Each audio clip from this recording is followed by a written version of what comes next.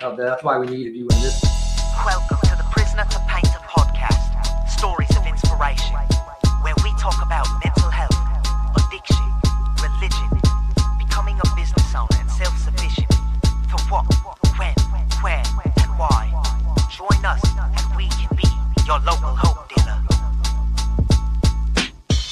Inspiration and dedication. I came a long way from sleeping in them cages. I got my life back. I feel amazing. Life's a book, don't get stuck on sad pages. Rainy days with no money. Hard work leads to days that are sunny. Looking back, it was all needed. The problems, the pain, the trauma, the grieving. You are now tuned in to the Prisoner2Painter. Prisoner2Painter. Hard work, dedication. Rainy days, inspiration. Prisoner2Painter. And now, a word from your local hope dealer. Welcome to the Prisoner2Painter Podcast. I'm Nathan McDermott. And I'm Katie And McDermott. today joining us is Mr. Stephen Lee. Hello. Thank you for coming on, I man. appreciate you guys having me. Oh, of course. We will we'll start off creaky and robotic, and it'll feel awkward and very weird at first, and then it'll just open up into being awesome. I feel like we've gotten better Yeah. at that, but Yeah. As always, man, where did you grow up? For the first, I was born here at Foot Hospital, like many people. I spent the first about 11 years of my life going through the Jackson public school system. We lived over on Orange Street on the east side. okay. And so I went to Northeast Elementary, and then I went to Hunt Elementary for 5th and 6th grade. Okay. And then my parents bought some property out in the Concord, Hanover area. And so for a period of time, we had that property and the house in town. So Okay. there was, we built that house out there over a long period of time. And then so up until 7th grade, I started going to Concord at 7th grade, started the year. But we weren't fully moved out there yet. So we were still coming back and forth from Jackson to Concord for like the first 6 months of my 7th grade year. Okay. Was that hard for you, like adjusting to like different school? And it's a totally different culture in Concord. Yeah. I mean, even in a Jackson elementary school is huge compared to any school in Concord. Oh yeah. You know, by the time I graduated high school, I think I graduated with 52 people. Yeah. You know, and so it's definitely a little bit different, but it was good because, you know, at the time, you know, I think my parents were a little cautious about like maybe sending me to like Parkside and Jackson High and things like that, you know, as parents kind of get. And not that Concord didn't have its own things, Right. you know, but it was definitely smaller, you know, definitely a culture shift for, you know, as much as I can remember for a 7th grader. You know? Who was your favorite teacher at Concord? At Concord, my favorite teacher, you know, I'm trying to think. So in middle school, it was definitely Mr. Miller. Okay. Yes. I don't know if you remember Mr. I Miller. do. I think I was the last class who had him, honestly. Yeah, it was, you know, the number one skill of any good scientist is observation. And then in high school, other than my band teacher, because he became like a really good friend of mine, Did you have Mr. Fritz? Oh, I think he just passed away, didn't he? A couple years ago, yeah.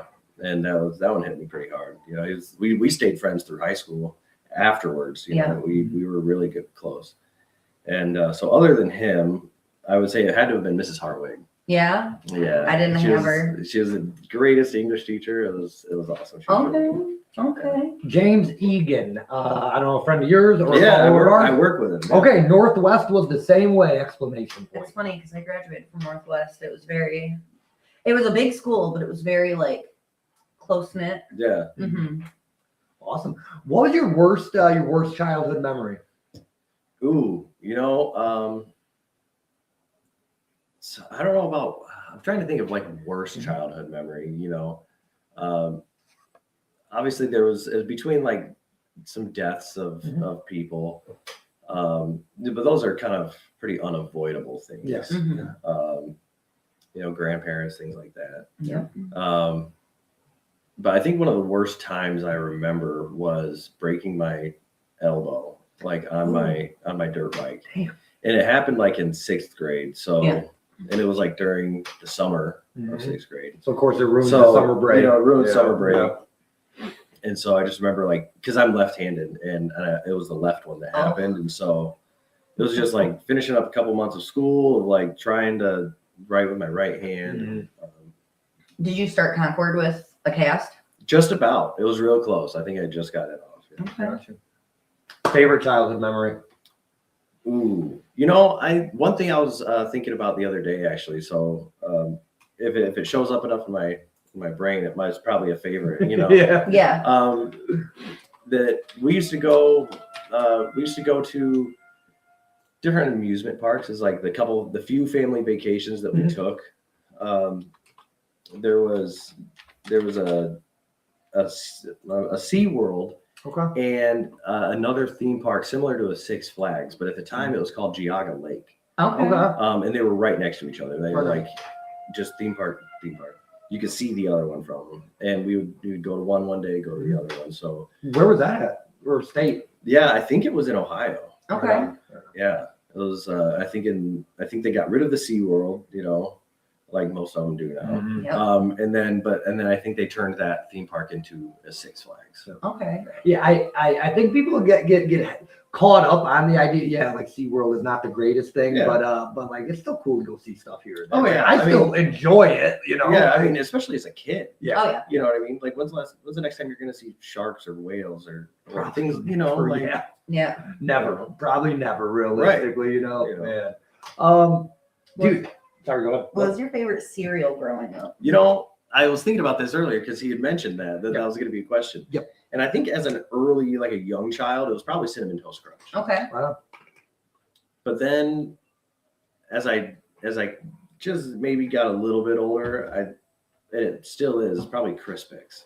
Okay. You know, like Yeah.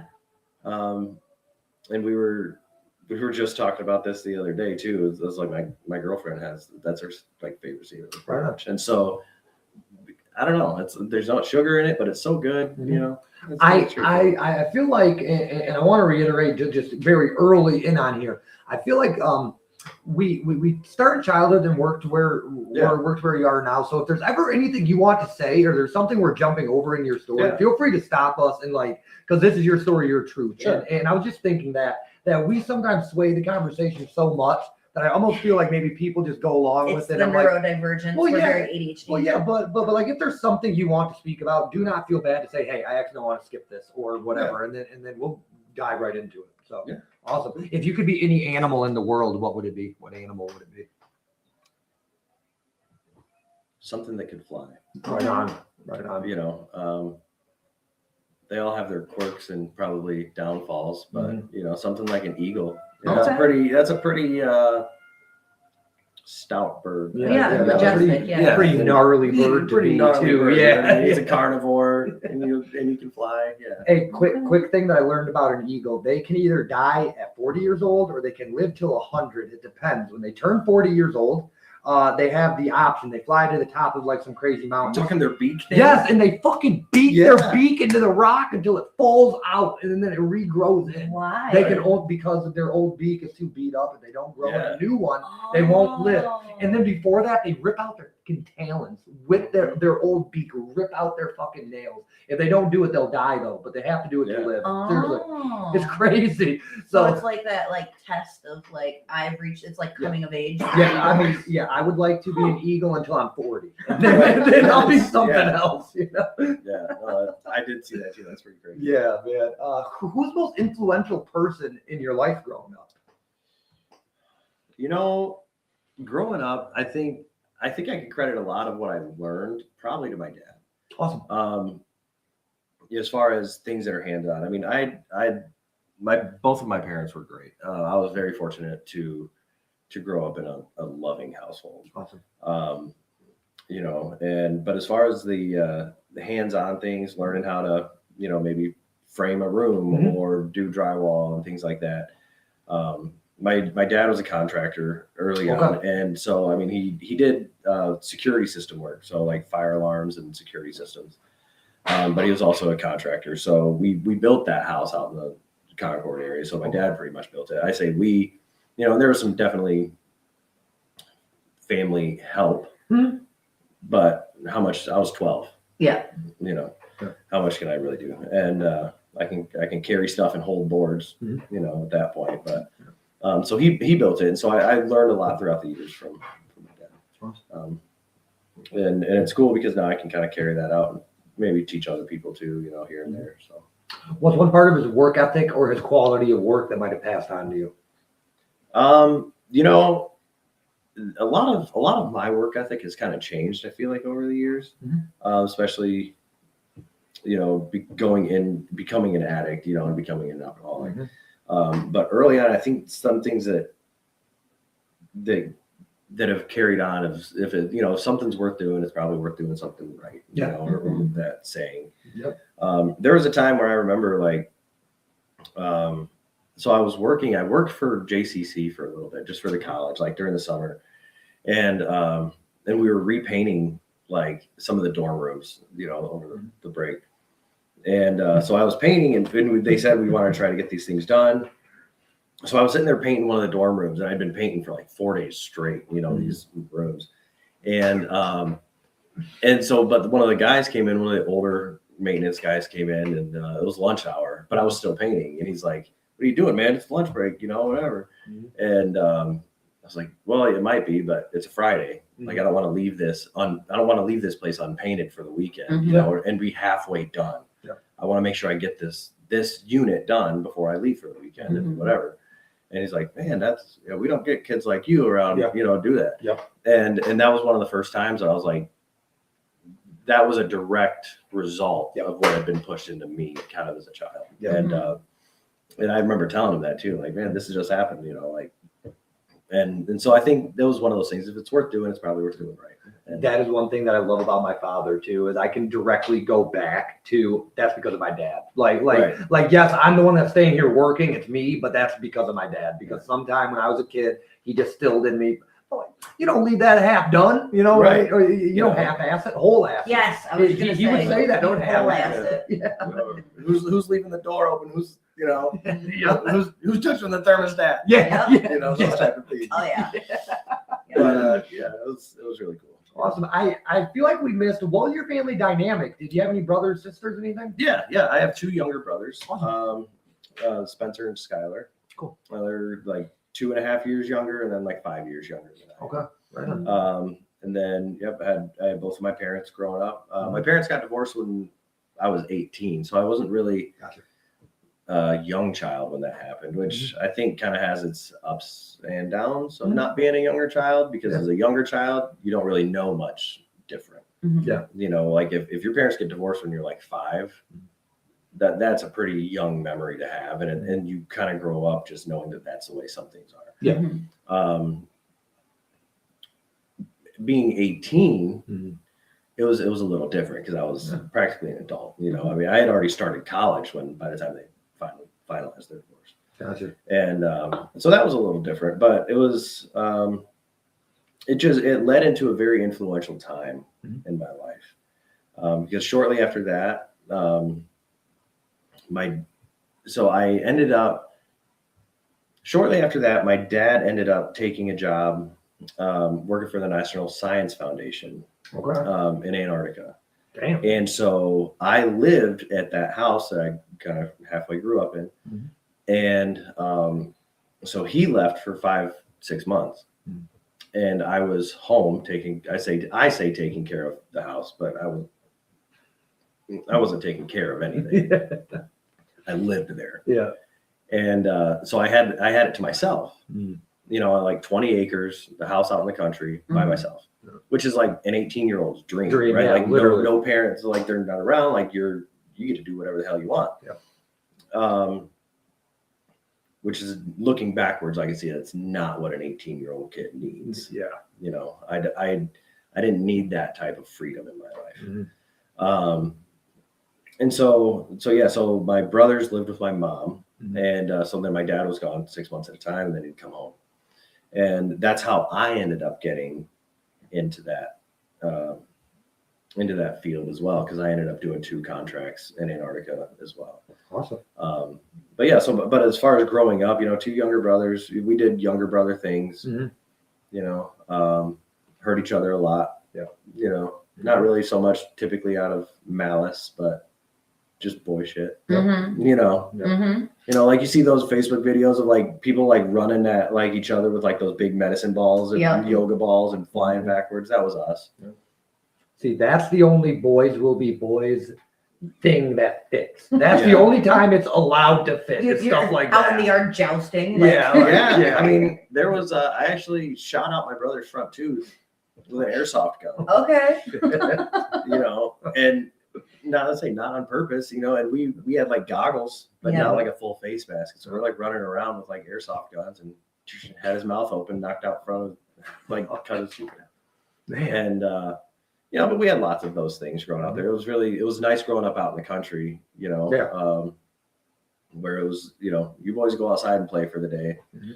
and we'll figure out something. So we have a couple ponds on the property. And so it was like wading through muck and tadpoles and turtles and rabbits, you know, Mhm. growing up hunting, you know, things like that. So Yeah. that was really cool. Did you have a normal, as normal of a high school experience? Like prom, football? You just look like you played football. So I guess baseball maybe. You know, I look like I played football Yeah. now. Yeah, okay. I did not look like I played football when I was in high school. Fair enough. I graduated high school so I'm like 6'1", but I graduated high school at like 125, 130 pounds. Okay. I was itty bitty. I Like played that. baseball. Right on. I was a first baseman and pitcher in baseball, and I golfed as well. Cool. I had a pretty typical high school experience. There was, I went to 2 proms or 3 proms actually. Dang, I went ballin'. like freshman and then junior, senior. Okay. Okay. So I skipped out on sophomore. Gotcha. But yeah, we had a pretty, like I said, I liked Concord. You know, there was a lot of really good things happen in a small school. Yeah, I agree. I think looking backwards, I think that there's maybe some opportunities that don't happen in a small school.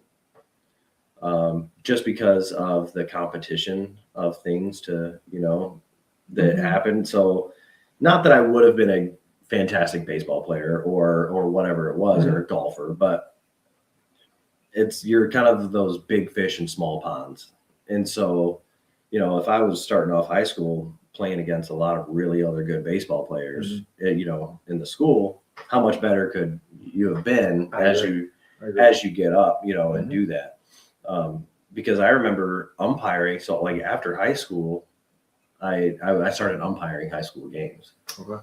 And I remember like doing some of these bigger schools, like going to Lansing and umpiring a high school baseball game. And I'm like, what is this? Yeah. Like this is college ball, and these guys are in high school. You know, these guys are throwing 90 something miles an hour. I mean, it's nuts. And I came from a school with, hopefully we had enough guys to fill a baseball team. Yeah. You know, and so I could see that I was like, man, you know, like, and those guys are the ones that go into college. You know? Man, I came from Fowlerville, and I living there, I was like, it's not even that big. Like, really, it didn't feel that big. I felt like it was a small school. The town was small. Really, the town was small. We're like 3 times the size of Jackson High. I did not know that. Like, it didn't fathom that as a kid. That's just what you knew. Yeah, well, yeah. So I'm like, I didn't.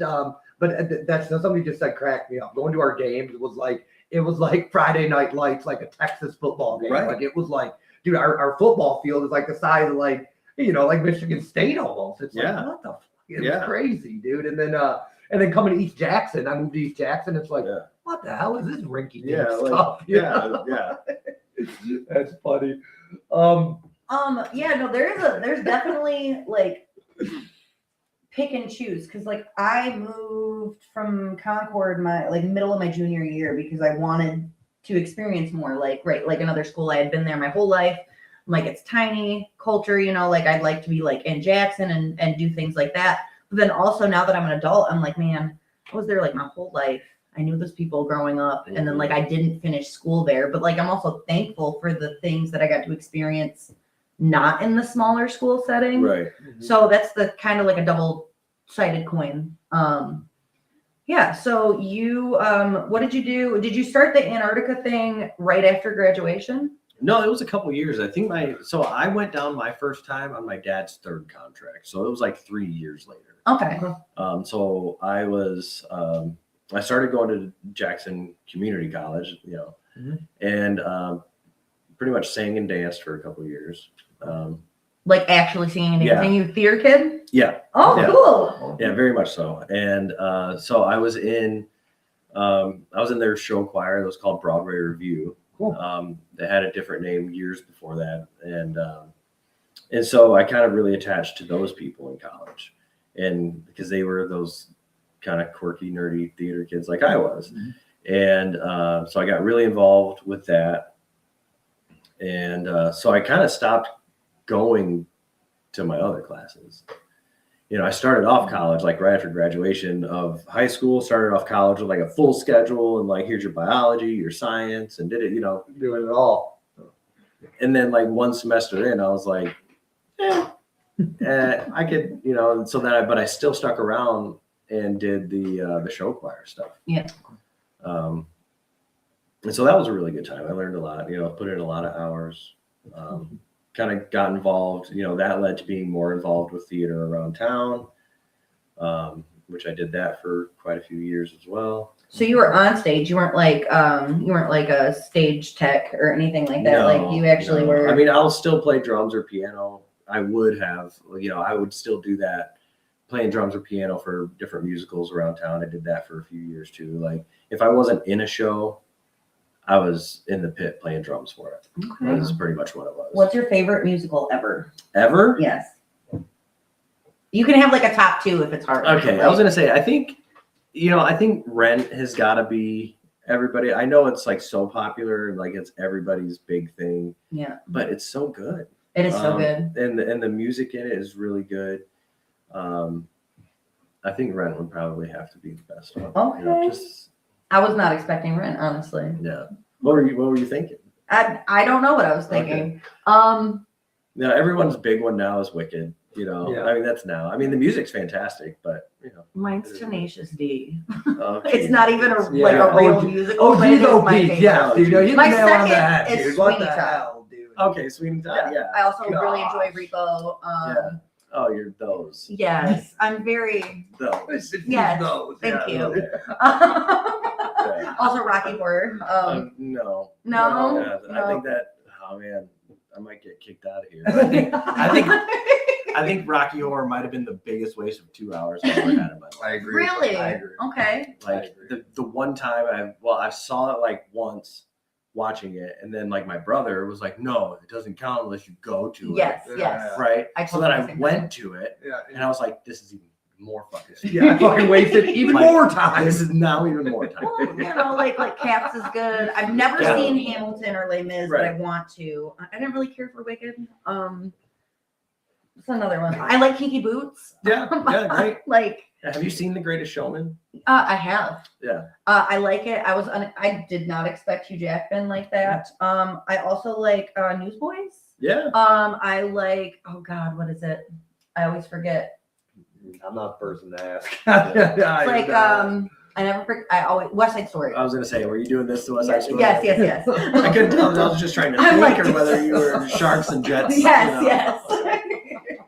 But yeah, no. Okay. Yeah, fair and enough. the stuff that they're coming out with now is really, really good. I mean, the music. So like, the guys who wrote The Greatest Showman Mhm. have their other big one. It's Dear Evan Hansen. I have heard good things. And so if you like the music and the style of The Greatest Showman, then you'll really like Dear Evan Hansen. Okay. And then, yeah, a lot of really, really good music. I did like the live rendition they did of Little Mermaid. They televised it a couple years ago. I think that was very good. The gentleman who sang for Ursula, fantastic. It's probably my favorite Poor Unfortunate Souls that's out there. Yeah, So cool.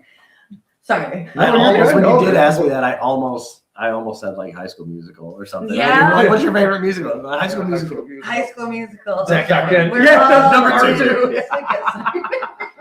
Yeah. I did a summer production of that. I was Really? I played Troy Bolton in High School Musical 2 Okay. years and years ago when I was 18 or 19. Right on. Yeah, no, and then I just passed the Cheetah Girls thing. Like I was not. Hmm. That was like my class was a huge thing for the Cheetah Girls. This is one of the coolest things that I like about what we do because I did not clock that. Yeah. Jared Hopkins I don't know if you just seen his interview. He's my lawyer, my old lawyer, running for judge. Right. He was also a theater kid, and I did not like. I was like, I didn't read that like this. Yeah. I didn't read that. Right. I thought I could read a room. What did you expect? I probably would have said like Hamilton or Shakespeare.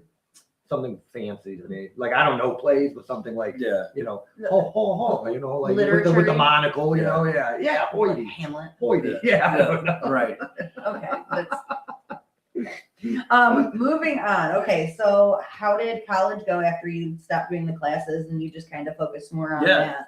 So that was about it. Okay. So I did the show choir thing for a while, and then and right about that time was my dad's third contract going to Antarctica, and he was like, "Hey, you should come do this."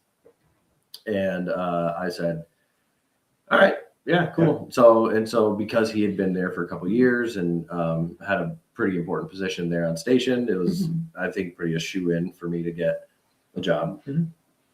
So I went down my first contract as a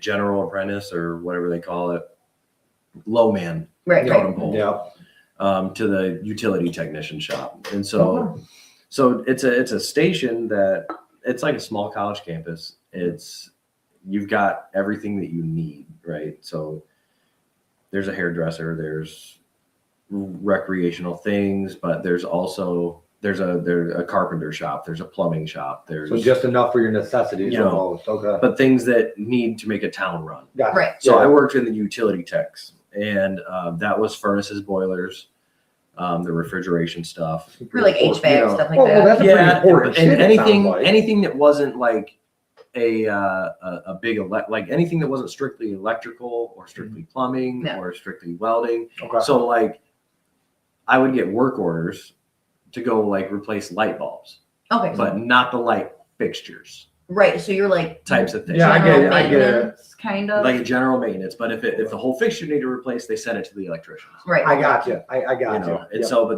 furnaces, boilers, we made our rounds every morning, checked we had our things to do for furnaces, make sure everything's good. And when did sorry, I know we'll never get somebody's story in an hour, and I know we'll never get it the way I want to. I just know we won't. Yeah. It's all right. I have a feeling we're going to talk a lot in the future. I keep trying, but Are you? Well, no. Where did drinking fit into this? Where does drinking fit into your story? Right. Because I don't know that. Yeah. So I think I one of the times that I can really remember drinking. I had barely tried drinking when I was 18 or 19. Oh, right on. Okay. I had barely even Gotcha. done anything like that. And well, that's good. so right. Yeah. Well, yeah, I made up for it. Okay. And then so I think going down to Antarctica my first time, I was freshly 21. All right. Like I had been 21 like a week Mhm. before I flew down there the first time. Gotcha. So then on station, there was 2 or 3 bars on station, and you can go to the store, and you were allotted like a certain allowance of alcohol a day. Okay. So like you could go to the general store and buy 2 6-packs of beer or 2 bottles of wine. Okay. But you weren't allowed to buy any like liquor. Right. Okay. So then there were 2 bars. So you could buy beer and then also go to the bar, though. And right. yeah, like Okay. if you wanted a shot of Jack or Jack and Coke or whatever, you went to the bar. I To do see, it. You I couldn't go buy a bottle Because of it's Jack. like metered. Yeah. Okay. Gotcha. And so that's what people did down there. I mean, you ate, worked, and drank. Yeah. But like with a lot of other things, I did it exceptionally.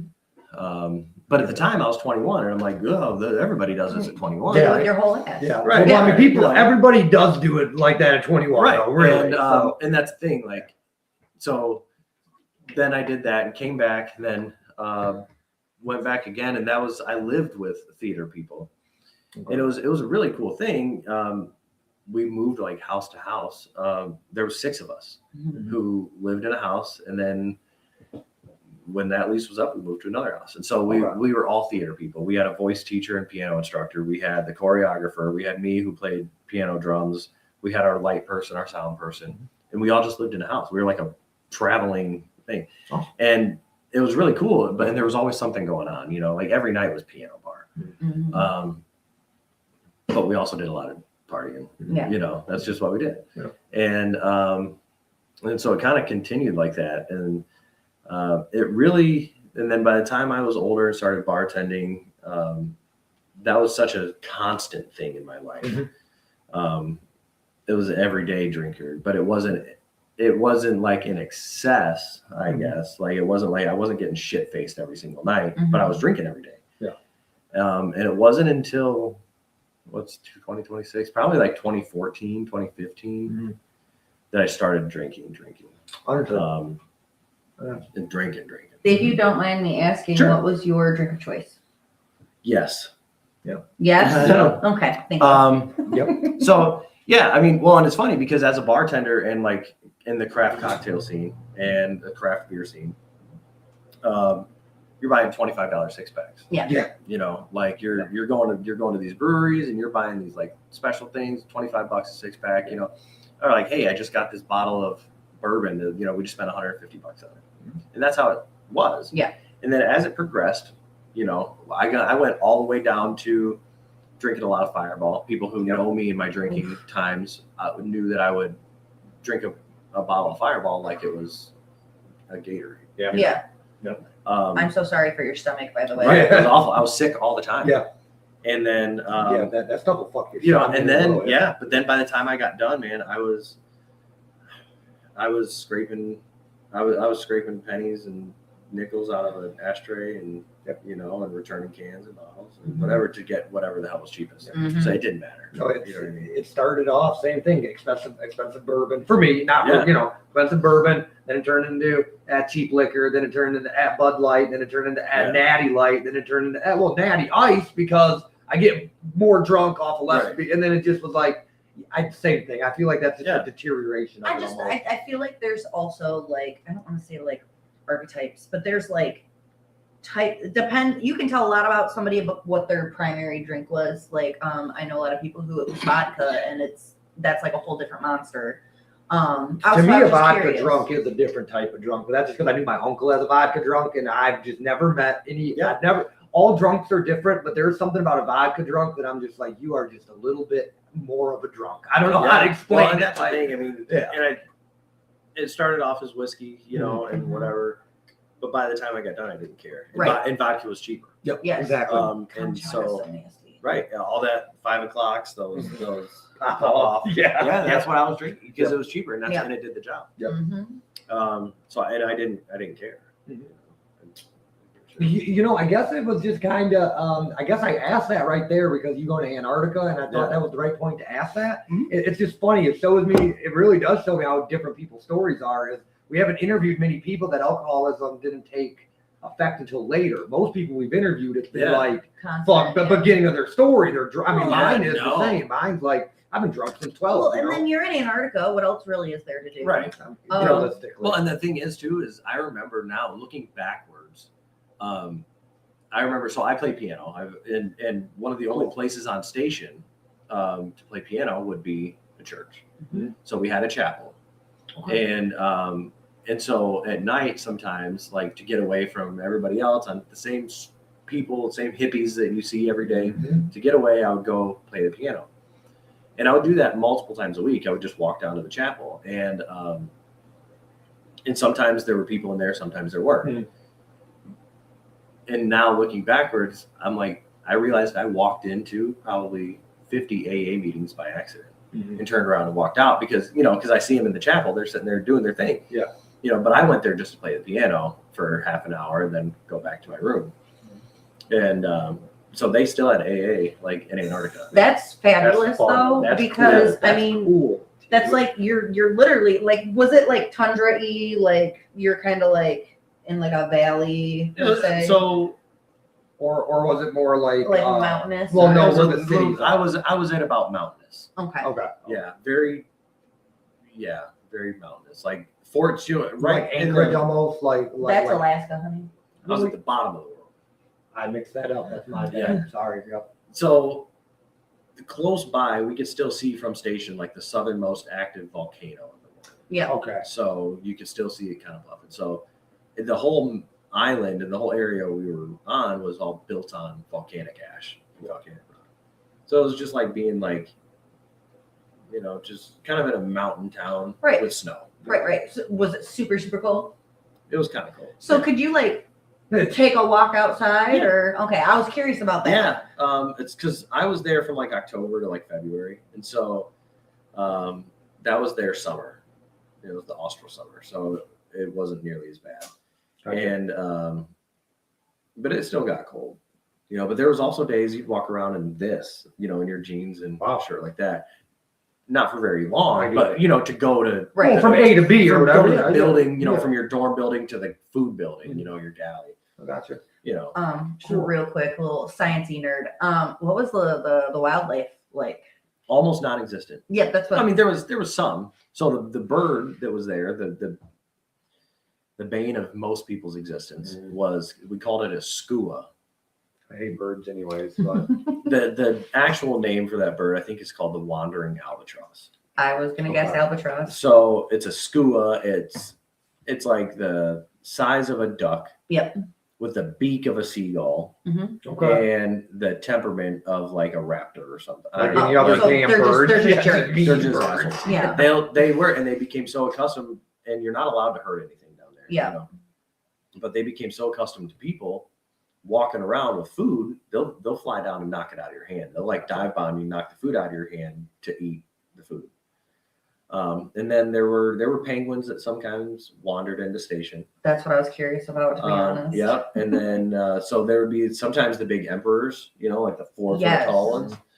And then the Adelis were the other big ones. Those were like, they're about like that tall, Mhm. and they're just cute as can be. Ah. And then there would be seals out on the ice and stuff like that. You'd see seals. Okay. We had 2 different types of seals. Elephant and They had like the Weddell seal, and I think that, yeah, it could have been the elephant or there was one. There was a nice seal and a not nice seal. yes. Okay. So we have about 20 minutes left, and Cool. I just say that to say out loud because it's kind of funny. I always am like, we have good time management. Yeah. We do not. We have terrible time management. Sure. I want to talk Me about. We get distracted. I want to talk about what you're doing now, because that's Yeah. like a huge part. And then maybe we can, talk about in the future having you back on, et cetera, et cetera. But the huge part is what you're doing now. So I guess to get to where you're going now. So Antarctica. What was your favorite job that you've held after that job? After that, Mhm. probably the job I have now. Okay. I mean, most of them all, I'll try to quicken this train up. No, you honestly, it's No. just a heads up. Yeah. Yeah. So after that, after the Antarctic thing, I came back and I was a lifeguard at the Y for a while. Okay. And I was a lifeguard for the country club. Okay. And so That's cool. I did that for a few years, but then I guess that was before Antarctica too, as I was lifeguarding as well before Antarctica, and then I came back and lifeguarded some more. Okay. And then I started working for Grand River Brewery, and that's when I started bartending there. Did that for a few years, and then I bounced around a couple different places, and then got back into the construction thing the first time I got sober. So I had to get out of the bar game. Gotcha. And I started working for a concrete company, and then got into framing houses, and that was really cool. When you say you got sober for the first time, Yeah. if I can interject there, Sure. what made you want to get sober for the first time, and what made you go back? So the very first time, I don't exactly remember everything about why I did it. I remember going, checking into the hospital. And then I ended up at the Hillsdale mental health unit Okay. for like 5 days, like our version of the Anderson building. Yep. Was there for 5 days. And then I went to my first AA meeting the Monday afterwards. Gotcha. I got out on like a Saturday, and I went to my first AA meeting on a Monday. Right on. And I was sober for 2 years. Cool. But I had created this like goal in my head the first time, like, oh man, yep, I needed to take a break. Yeah. And so I've had a pretty good break. Mhm. Like, yeah, that was a pretty cool, that was 2 years is a long time, man. Good job. Yeah. That kind of thing. And then one day it was just, who knows? I don't even remember the first time I went back to drinking after that. Gotcha. But I remember, just like with most people, it was, I went and it was fine. Mhm. First couple times. Yeah, heck yeah, dude, it was fine. Yep. And then like the distance became shorter. Yep. The the amount became more. Yep. And in no time, I was back to doing the same thing. Just nonstop every day. Yeah. Wake up to. Yep. And I had tried that multiple times. Just like I think my story is no different than most people's. Mm-hmm. Back and forth multiple times. I'd get 3 months, 6 months. Yep. Go to some treatment of like IOP stuff. Mm-hmm. Lasted 4 months, and then be back 3 months. Gotcha. And every time it was always, I'm probably fine, or I'm going to stop next time. Gotcha. I don't know if you guys ever experienced this, but I've talked about it quite a bit. Is that every day I had the intention of not doing it tomorrow. Yeah. Every single day, and it wasn't like a frivolous bullshit thing, right? Like I believed that I was not going to drink tomorrow. Yep. With everything that I had. Like I wasn't trying to bullshit you. I wasn't trying to like lie to anybody because I believed. I'm like, all right, I'm already drunk today, but I'm not going to get drunk tomorrow. Yep. Right. Like I can do it in moderation. Like I can have a beer. Or I'm once a just week. not going to do it at all. Right. Like I'm not going to do it. Today, whatever. I'm not drinking tomorrow. Yep. And then every day I'll drink. And then that day, tomorrow, I'm not drinking tomorrow. Yep. And I would wake up every single day saying that, and it was just like Groundhog's Day. No, I get For it. 10 years. Yeah, there was a long cycle there, and I'm sure it got to the point she didn't believe me either. Like, but I was like, I cannot drink, and then somehow I find I did every day. I get it. Fuck, I get it. Man. So you're sober now, 2 years, or coming up on 2 years. Yeah, next month. Congratulations, Thanks, dude. That's such a huge thing. I really am excited to talk a little bit about. This is what I really needed you here for, because you're so educated with your questions. You work for a. Can you just tell us what you work for? I work currently for a nonprofit organization called My Place. Okay. I stumbled upon this job from a post on Indeed. Okay. And it was really cool how I got there. And for me, it was very much a God thing. Mm-hmm. I was in treatment court. Mm-hmm. I had been sober for like 9 months at the time, and I hadn't been working because I needed to drop everything else and concentrate on not doing what I wasn't supposed to do. Yes, sir. And I was like looking through Indeed, and I saw this job posting, and it was the first job that I had posted, like the first job that I had like applied to. Mm-hmm. It was like the first one on the top of the list because I was like, I want to get a job that I can help people in some way. Yep. I don't want to go back to bartending. Yep. I want to help people. It's at a good point in time in my recovery that I need to give back in some way, shape, or form. Yeah.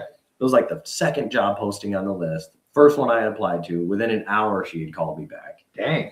And like had an interview the next day type thing. And then was like, yeah, we'd love to have you. So I worked full time there, second shift. So it's like I said, it's called My Place. We our goal is to help reduce the vulnerability and exploitation of young adults who have either aged out of the foster care system or would be or become homeless. So kind of like a harm reduction setting for like a different type of harm reduction. Yeah, I mean, because the thing is so we have a men's and a women's house. I work in the men's house, and so it just depends on where they come from. We've had a few different ones that just came from different places. We had somebody that might have been that like living in their car. Yeah. Or bouncing from place to place. I could stay with this friend for 2 weeks, but then I've got to move on to this friend for 2 weeks, and I'm trying to graduate high school. Mm-hmm. That type of situation. Like, hey, I don't know where food's coming from. I know where I just got food from, but I don't know where I'm getting food from tomorrow. Yeah. So we provide a stable environment, because at 16, 17, 18, whatever that age you are, there's so much already going on in your life. That the last thing you need to worry about is where you're going to sleep. Yeah. Or what you're going to eat. Oh, 100%. And we were talking about this beforehand. It's an 18-year-old, 17, 18-year-old person. That's like the most I think that's one of the most influential times in a young person's life. Yes, because that's really determining, because you're old enough to make your own decisions, but you're learning how not to make your own decisions, like those types of things. And so it's very, very important. So you need freedom to make your decisions, but some boundaries and some guidance while you're making And the it. support to be able to make the right decision for you. Right. And that if you do make a mistake, you're not just thrown out on the streets, or you're not just given up on, or whatever that is, so I'm going to let you make a mistake, and then we're going to figure out how to avoid that mistake again. But we help them get set up with therapy or a driver's license and state ID, and help them get jobs. If you need to go to a job interview, I'll try to get you a job interview. That's awesome. And they live in the house, and we figure out, things that they like to do, and we make goals, and we set goals so they can move forward and then eventually move out. Kids use SMART goals. I I love SMART goals. Yeah. Right. So, and we actually do that as a staff too. Like when we have our staff meetings, we talk about different SMART goals, and if you went through treatment core, you probably did the MRT. Yep. Right. Yes, sir. And that really helped in my way of, with these, with the guys at my work, because we're doing these master goal plans in MRT, and then it's okay. So I want to do this. What are the 5 things I need to do, or 10 things I need to do to be able to accomplish this goal? And then we'll move on to that one. So we kind of do that there. It's like, okay, you want your driver's license. What do you have to do? And they're like, what do you mean? What do I have to do? I have to go get my driver's license. There's a couple steps to take at least. You're going to have to go pass your written test. Yep. And then you're going to have to find somebody to drive with you. So Then you're going to have to schedule that person. Borrow a car. You're going to take have to the do test. that. What And I they're like, love- oh, this seems like a lot. what I love about that is I explain it to people like, okay, you got to put gas in your car. What are the steps to put gas in your car? Well, you got to go to the car, get in the car. You got to put your seatbelt on. You got to start the car. Right. You got to drive to the gas station. But you also got to obey the traffic laws on the way to the gas station. Then when you get there, you got to go in and pay. Yeah. And it's so much that people don't really think about. Yeah. How old is the cutoff for these kids? Like maybe not kick them out, but how old to accept new clients or something? Yeah. Yeah. So we accept them between the ages of 16 to 21. Okay. It's rare that we would necessarily take in somebody who's already 21. I got you. But let's say you're 19 or 20, Mhm. and it's not like the day that it's your 21st birthday. Adios. Yeah.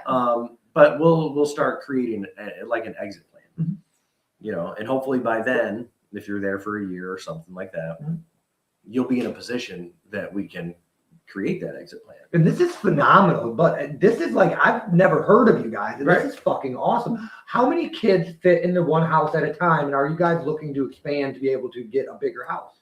So I'm not entirely sure of what the expansion plans are. Gotcha. I think everybody would love to, Mhm. right? I mean, everybody wants to, everybody who I work with and the directors and the people, the volunteers, everybody loves what they do and they want to be able to help more people. Yeah. Right. I mean, that's the goal, is to help as many as you can.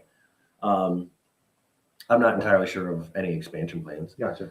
Now I can reasonably fit 4 young men in the house. Awesome. The girls' house next door, I've seen them at like a full capacity of 6. Okay. So I have like 2 single rooms and a double room, but yeah, and everybody seems to get along really well. I mean, they're happy to have a spot. They're happy to have the support. Not so happy sometimes when I get on their ass about not doing your dishes, Mhm. or, hey, you need to stop spending money on Doritos nonstop and pay your phone bill. Yeah. Buying snacks. Like, hey, but that's part of learning it, Yes, it is. I remember when I first started there, we had somebody that like, hey, I want to make spaghetti tonight. Yeah. Cool. No problem. Let's do it. How do I get that like burger into the spaghetti? And you're like, oh, that's where we're starting from. Gotcha. You know what I mean? Yeah. So it could be everything from correctly doing a load of laundry or to how to brown burger in a skillet. Mhm. To You add know, it to the to sauce. add it to the sauce, Yeah, put it yeah. in. You have to cook it past gray. Yeah. And so like, so we get a little bit of Think life about skill, that. everything, Yeah. because I was like, I didn't even think about like who didn't know how to throw some burger in a skillet. And Yeah. then, okay, but now we're going to figure it out together. So I cook like 3 days a week in the house. Okay. And if they want to learn how to do it, they'll do it with me. If they want to figure out how to do different things, and I take them fishing. I love to fish. That's like my thing. My happy place is a fishing pole and a kayak, or just a fishing pole. River, lake, boat. Yes. Okay. Yes. Charter? Yeah. I've done a few. Yeah, they're not nearly as exciting for me. It's just taking a kayak down the river or the lake. Okay. But yeah, so we go fishing and I take them to do those types of things. Like we have a Y membership through the house, you know, like as for the organization. And so we're able to bond that way, you know, like take them down to the Y, let's go work out and we'll hang out together. And that's a good opportunity for us to talk and kind of get out what's going on in your life and what are you worried about? What are, you know, things like that. And instead of like an office setting where you're sitting there, like, tell me about this. Yeah. You know, What do you do for self-care after like yes, how do you navigate burnout after from a that? bad day, a kid, something really bad happened with his parents or something? Do you take it all on? Yeah. How the hell do you decompress, man? I go to a lot of meetings, man. Right on. You know, it's funny because I never thought I'd be like one of those people Mhm. that like needs an AA meeting. Mhm. But I love that I need it. They You know what I mean? help too. I love that I need it because I'm grateful for the, you know, not only the judgments, you know what I mean, but that feeling of like missing out on or being away from. Like I took a trip. I was gone for 12 days, you know, on a construction trip to Beaver Island, and I found a meeting on the island. Oh, that's so cool. And but I didn't go until like day 10 of when I was gone, and I don't go 10 days without a meeting. You know, I'm going to 3-4 meetings a week at least still. And I found that meeting on the island, and I sat down, and there's a really true feeling, and I'm sure you guys can agree. Like when you walk in and you sit down in a chair in a meeting, you're just like, Feels all right. it'll be fine. Yep. Have you ever seen the movie, the Bill W. movie? I've just snippets of it, but I should watch I think it. it's pretty good. Yeah, Katie bought the DVD for Yeah, it. I think it's really good. Especially when he's like traveling and he's in a city and then he figures out a way to be able to have a meeting anywhere you go, and it's actually really cool. And it started like one-on-ones where The two people would movie- just talk. Yeah, the movie was cool though, because like, well, clearly back in the day, he made the meeting, so like he would go make a meeting, like, cause like he couldn't go to a different state and find a meeting because it wasn't like that. I am He, not a like, huge James Wood fan, but Yeah. yeah, fuck James Wood. I just like him as Hades in Hades. But Yes. but yes, it's a very good movie. I highly recommend watching it. Yeah, cool. Yeah, I found that meeting, and I was like, I didn't realize how much I needed the meeting on the island until I sat down in the chair at the meeting. Yeah. And but yeah, that's what I do, and I go fishing. I play piano. You know what I mean? Like sometimes a piano is just like my mental punching bag. Yeah. Mhm. Like you can tell if you walk in and I'm playing a piano, you'll typically be able to tell what kind of mood I'm in when I'm playing. Now, do you compose or do Sure. you just? Yeah, I mean, Play. I write a lot of music. I play a lot of Okay. songs. You know, I'll hear something and I'll want to play it, and then, or sometimes I'll sit and just play whatever I want to play. Mhm. Before we ask our wrap-up questions, Sure. there are a couple more I wanted to ask. We don't get to ask many people this because we don't find many people in recovery that are in a relationship. So I wanted to ask this. Yeah. What is the hardest part about navigating a relationship while in recovery? While you're both in recovery. While you're both in recovery. Right. Mhm. You know, right now I don't see a ton of difficulties in navigating that. I'm sure it will happen. I think one thing that's important to us both is like we're gonna have to we work like our own program. Yeah. You know what I mean? We got to keep that shit separate. Mhm. Like, You do. Yep, I agree.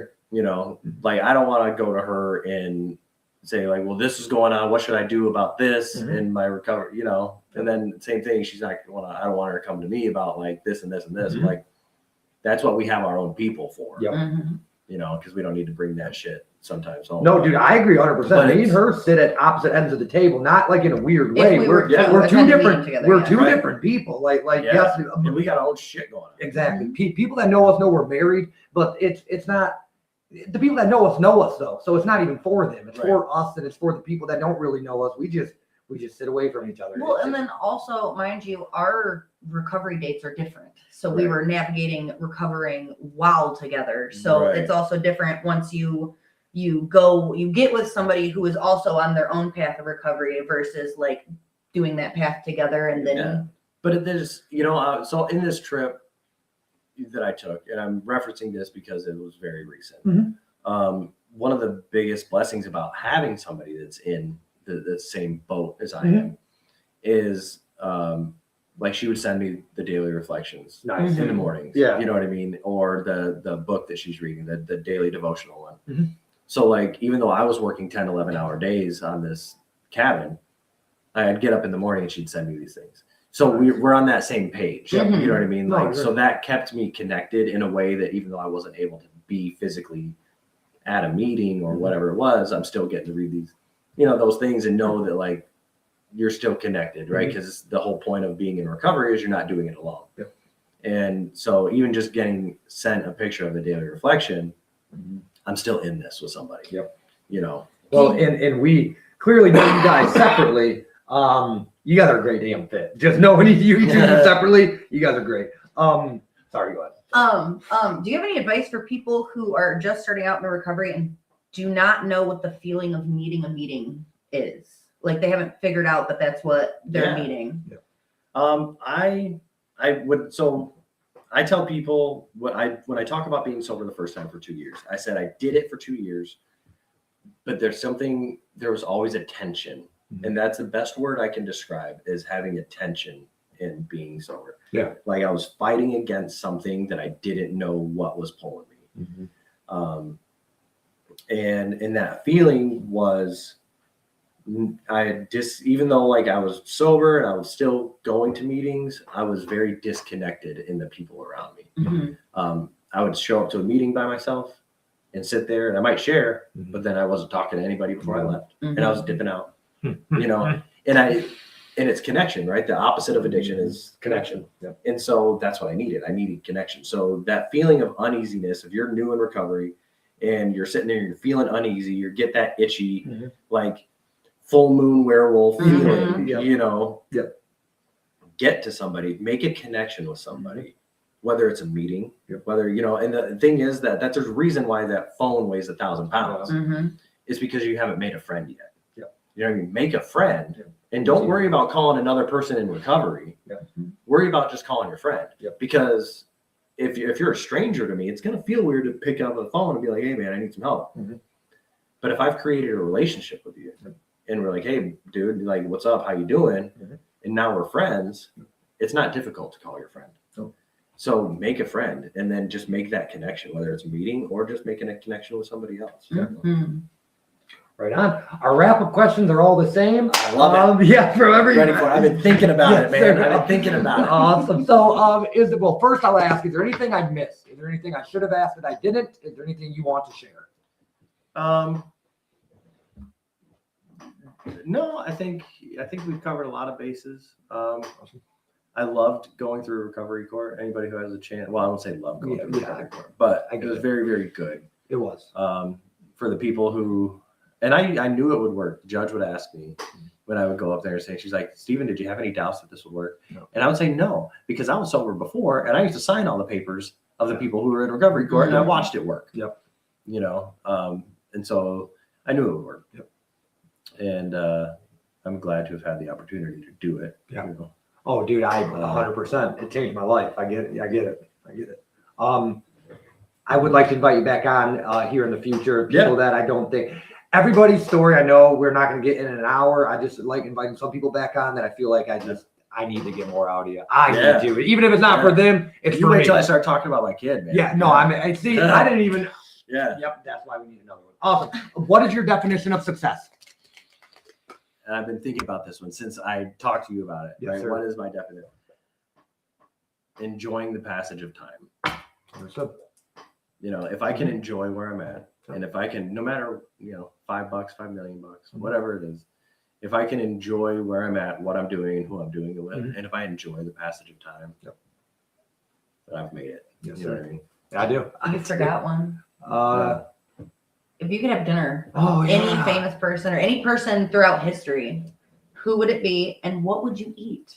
What would I eat? If you have dinner with anybody, dead or alive, any point in history, Who do you you're have dinner having with? dinner. What are you eating? Who is it? Why? So it'd probably have to be somebody dead, Okay. simply because there's still a chance if they're alive that I could. Yeah. Yeah. That's a great way to look That at is it. a great way to so it's look kind of I don't know. I think right off the bat, I think it would be very interesting. I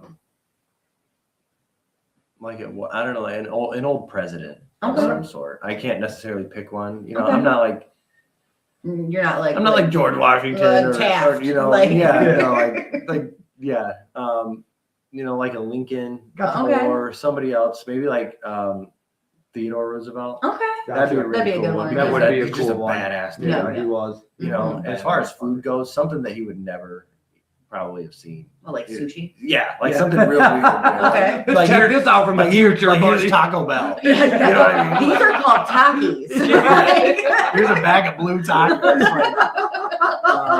And yeah, that would be Okay. something that you would never have seen. Okay. I actually love that. Like, because you can't like feed Teddy Roosevelt like moose, Have right? you heard- You know what I mean? Like that's like breakfast. Have for you heard him. the phrase "this would kill a Victorian child"? Yeah, Yeah, that's something along those lines. Okay. yeah. Tell him like, yeah, dude. Here's a Reese's and a bag of Takis or something. You're gonna love it, Teddy. You're gonna Right. love it. He in fact does not love it. Yeah. Okay. What is legacy to you? Legacy, What does that mean to you? man. Yeah, I don't tell all the questions. Yeah, I mean, I don't know if you've left like a lasting legacy. I think there's a couple different ways to look at legacy, right? Like, the legacy might just be a living person. Yeah. Like this is my person, right? You know, especially in colleges, like your dad graduates from the colleges, like you're a legacy fit, right? Mhm. Because you're the kid.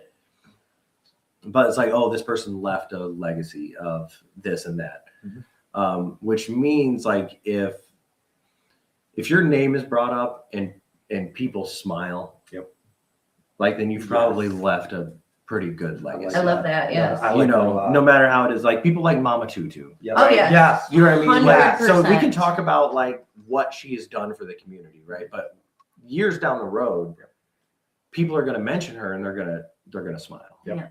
I mean, You know, she got her so- face on a building. She's a wonderful Right. person. I mean, get a graffiti artist. You can put anybody's face on it. Oh yeah, Building, yeah. Yeah. No, But that if what smile. if what you've left behind makes somebody smile or happy to talk about, you know what I mean? Because there's people who are shitty legacy. You're like, I don't want to talk about the person because I just think they're pieces of shit. Mhm. Yeah, and But- talking about it is almost prolonging their Yeah, shit. yeah, legacy. exactly. Yeah, I But get like it, if you can smile and have a good conversation about what this person, I think that's a good legacy. I agree. I think that's a goal, Yeah. right? It's Yeah. like when I go, Yeah.